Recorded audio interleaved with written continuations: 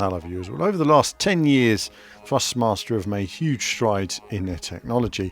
They've produced wheels that are affordable, that are adaptable, easy to use out of the box for players of any skill level, and they've gradually increased the technology contained within. They've increased the feel, the look, the build quality, the technology internally, in terms of the strength of the force feedback systems, the variants of wheels that are on the market, the range of rims that are available, and we've gone from rims that were merely toys to those that replicate the real driving environment. But with the wheels improving to such a standard and expense as well, these wheels are big investments. We now look forward to the next stage of the Thrustmaster ecosystem, and that being the new T-LCM pedal set, which is the new Thrustmaster pedals. We've heard about this briefly. It sort of leaked out some of the attributes of their new load cell pedals. We're going to take a look at this in this video now. We're going to see how things are developed, and we're going to go through an unboxing and then go through some of the core aspects of the pedals, as well as trying them out and giving you guys some feedback. So we'll jump on now and take a look at the unboxing. So now on to the main course, the unboxing of the T-LCM pedals. Been looking forward to these actually. It's been a long time coming for Thrustmaster to move into the world of the load cell pedal market. It seemed like inevitable given all the other sort of upgrades they've been bringing together, more professional products, especially for the new age now of sim racing and esport racing as well. So look at the box initially. You look at the different sides, you can see the Thrustmaster ecosystem there. You can see the red spring and the black spring there. We'll come to the colours of the springs later, all the different wheels that you can bolt it to, as well as the floor stand, which we'll be looking at in part 2 of the video. We're going to have another part to this video coming where I look at the floor stand and do further testing. As I've done some testing, I've got a lot more to do, and there's the various compatibility there as well. This video will focus very much on the PC version because the firmware I have at the time of making this video was only enabling me to connect to the PC. So I will connect to the console for further analysis in the coming days and weeks as well. So there'll be plenty of testing there. But first, time to get stuck into the box then and see how we get in. It's always a bit tricky, just not wanting to damage the box here, as it were. Come on, it's a bit tight. There we are. Let's turn it around for the camera as well, so you guys can see in to the unboxing moment. And inside, there we go. Inside, you can see the drilling template, which was a surprise to find at the top there. We don't see those very often these days. They used to be packaged a lot with wheels years ago because, of course, there weren't so many rig companies years ago, so you'd have to drill through your various equipment. I don't enjoy drilling personally. These are very helpful, these drilling templates. They save you a lot of time and measuring. Sometimes they didn't put them out in the box. You had to print them off online, and the scale, depending on your printer, it was never perfect.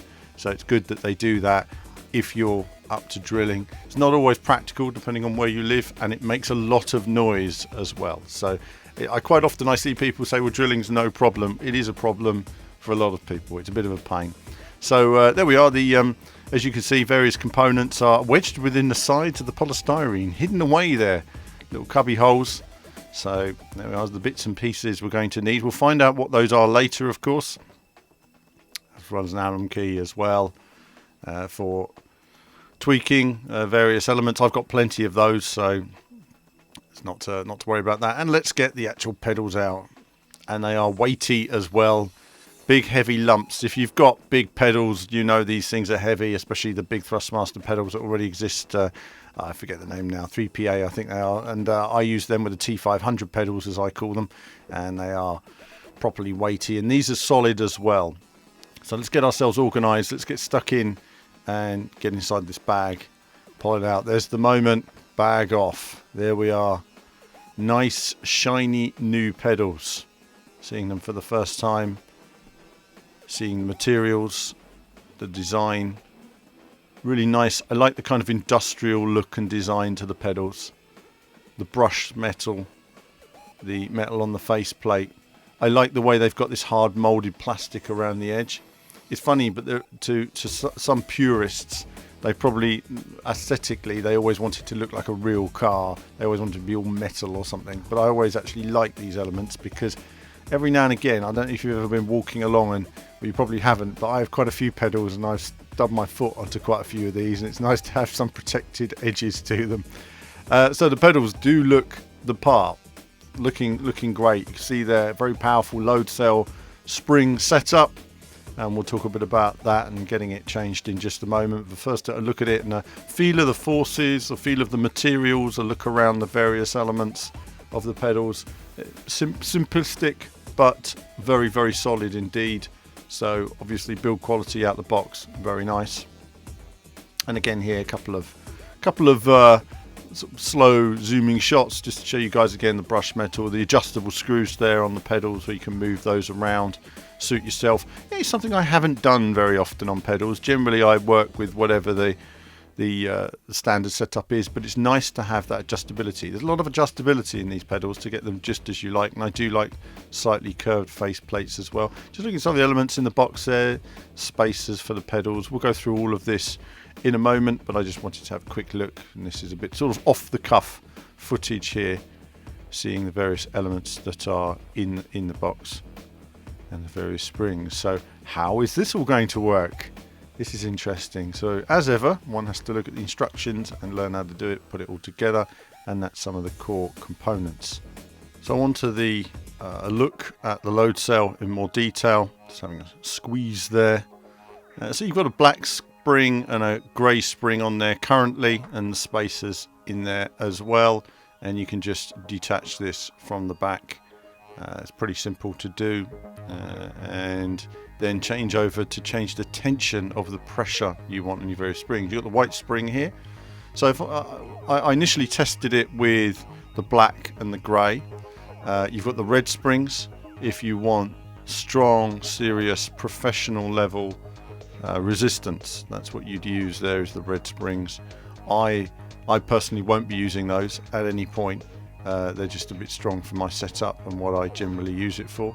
But if you're a real racing driver and you've got a real rig and you're going to invest in your rig, spend a few £1,000s building it, it is what it is. I'm going to be using the white one initially because I have a mix. Quite often I'm using my socks. So when I was initially testing, I was wearing trainers, and it makes it feel much more realistic. When I then thought to myself, well, actually I want to use my socks quite a bit, so I get a feel for gaming pedals with socks still, and obviously pressure wise it's much easier with a white spring, so I'm using it. It doesn't make any difference to remember, use the tension that suits you, use the travel, set the travel that sets what works for you as well. So that's a key element. And there's also the settings. We'll have a look at those in just a moment, but just putting the springs back together again. Important when you lay them out in the order you take them off, just so you know where everything goes. My memory is terrible. Or take a photograph of it even before you do it. And there you go, much easier to press. Still requires a fair amount of pressure, mind you, but we're ready to go on all of that. And that's just getting a bit of grease on my hands there. It's all very greasy. Look at these pedals. You can move the pedals and pedal spacing. And while I'm doing that, of course, you've got the various pressure gauges on the pedals. And if we're looking at them now, or we'll look at them later, we'll see. We'll just look at the pedal spacer here.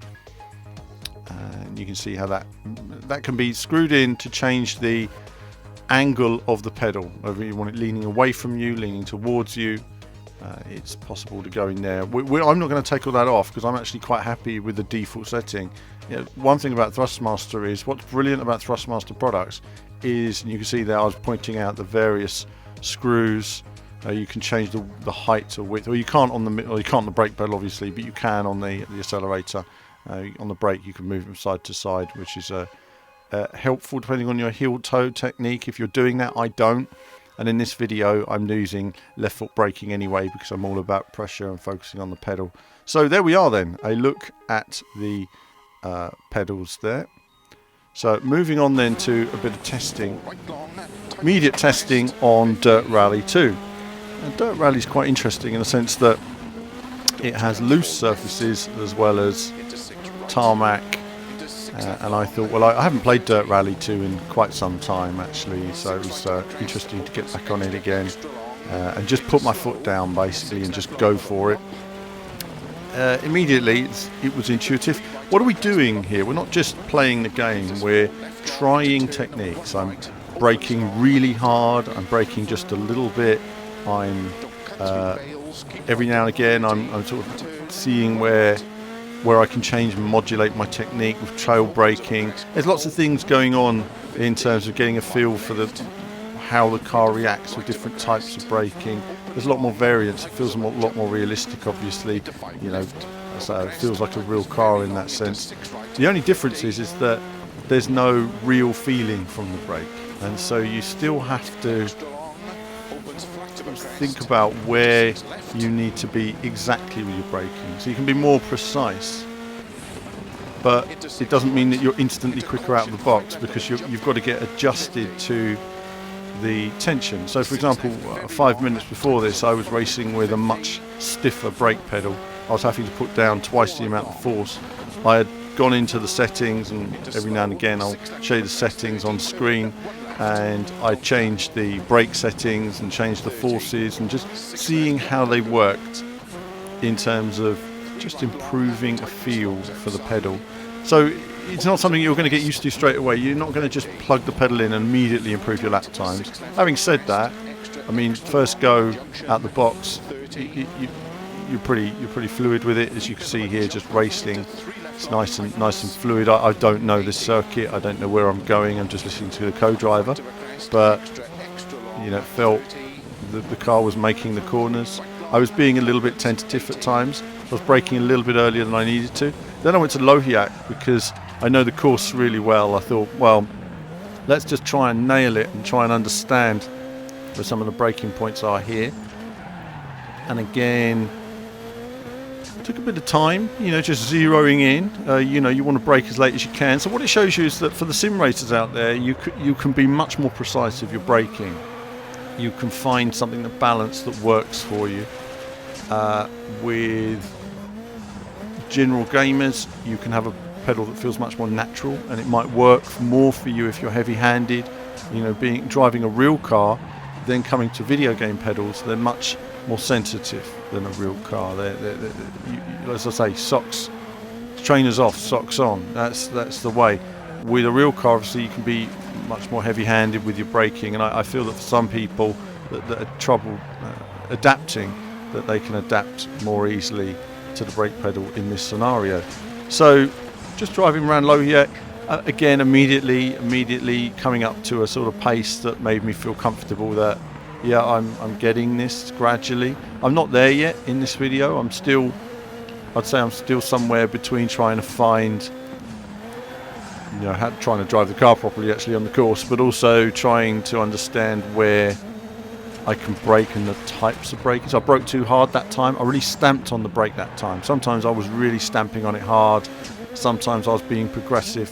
Sometimes I was braking towards the corner, just seeing how the car locked up. Sometimes I was braking very lightly to try and trail brake. I was trying lots of different things. So I wasn't just driving the course. It was very much a matter of trying to get a feel for it and understand it. You have to test. After that, I thought, well, we tried a sim. Let's just try an arcade racer. I say arcade race. There's still a lot of simulation going on here. My wheel settings, I'm not using my traditional PC here. I'm actually using a different PC, so I had to set my wheel up. And I'd say it's probably a bit sensitive for this particular game. That's having said that, grid is always a bit pointy, and I haven't had much experience playing it with a wheel. Mainly been playing it with a controller because it's sort of very much a controller style game. Immediately crashing into the wall. What happened here? Hadn't set my pedals up, so this was just a very quick scenario here of I thought, well, I didn't know what the buttons were at first, but setting your pedals up. So I just went in, and I think somewhere you see the options there. You got sim pedals, so I just went into those and set those up, and then set the binding up, and it was perfect straight away. I mean, as soon as you set them up, it's as quick as this video shows, really. Just go in there, that's it, and away you go, and that's it. So we're ready to go, and apply those changes. and I think I'm good. So,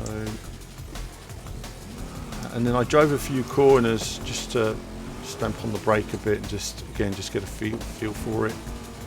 Cars were very unusual in grid. But I figured, hey, you know, let's try it out. Let's see how we get on with something like this, a bit different. I'll be testing it on different games in the next video. So I just went into the pedal settings. I just wanted to check that where the values were on the pedals, to check that they were all reaching 100%. So you know, that was fine. And then everything was good to go to continue. And then I thought, well, why don't we just sort of restart a race in a moment? So then I restart the race and go from there and have a few runs. You just need track time and experience here to understand what works for you as a driver. So just wheel was a bit oversensitive. I'd need to change that. Worked okay for me in the rally. I generally like a very sensitive wheel. You know, I like an oversensitive wheel because I think I'm used to, you know, cars. I quite like a pointy car, so actually it works for me. So it's not an issue, but I do like a sensitive wheel. And gradually, you know, just trying to find your feet. Initially, your braking's probably a bit early, not carrying the speed through corners that you'd like, and then immediately let's just do. He actually turned in on me in the braking zone there, but whatever. Then we're going to just get on with it and go for some late braking. All of the speed really is in braking hard and releasing the brake and getting the feel for that.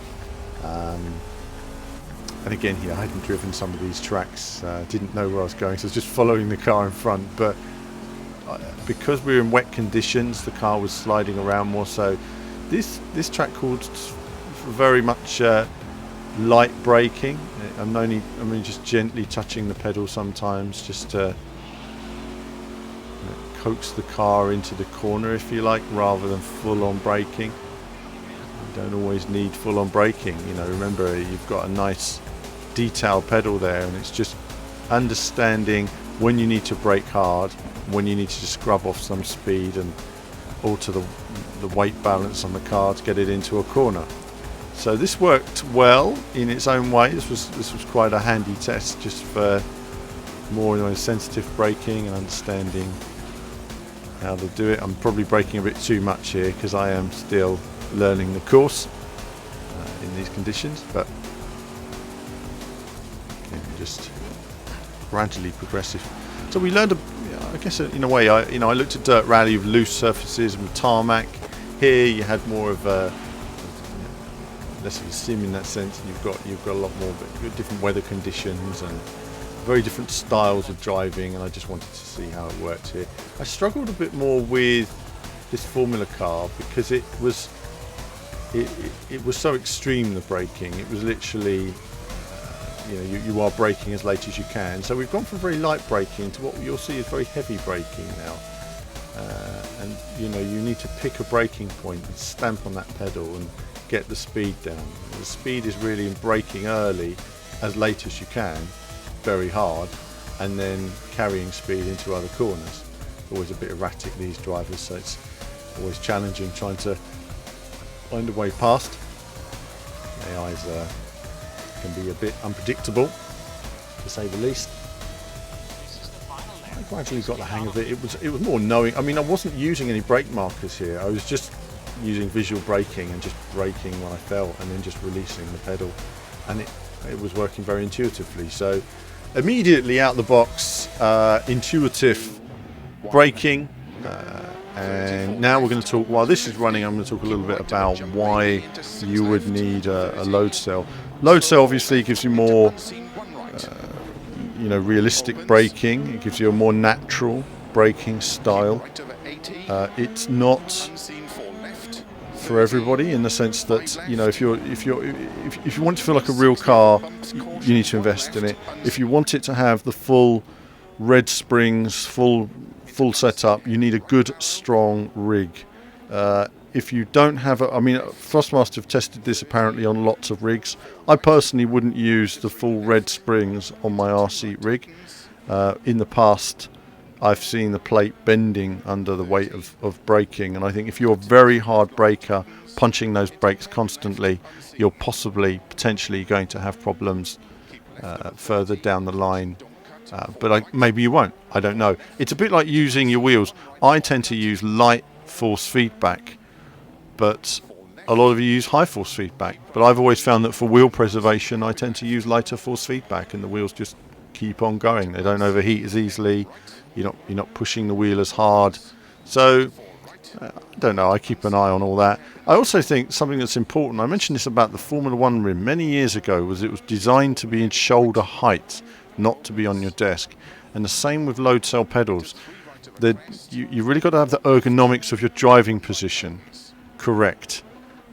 If you haven't, you're putting a lot of pressure on your leg, because it requires a lot of pressure to press. Now, when you're in a real racing car, you're not pressing with your leg, you're pushing your back into the seat. It's a very different position. So if you're thinking, I'm going to immediately go with the highest pressure because that's what it is, if you don't have your rig set up accordingly, you could do yourself some harm, essentially. So it's the same with like having a load cell. It's like the same with having a direct drive wheel at full power and not letting go of the wheel when you crash. You could harm yourself. It's the same with the pedals like this. It's a serious piece of kit.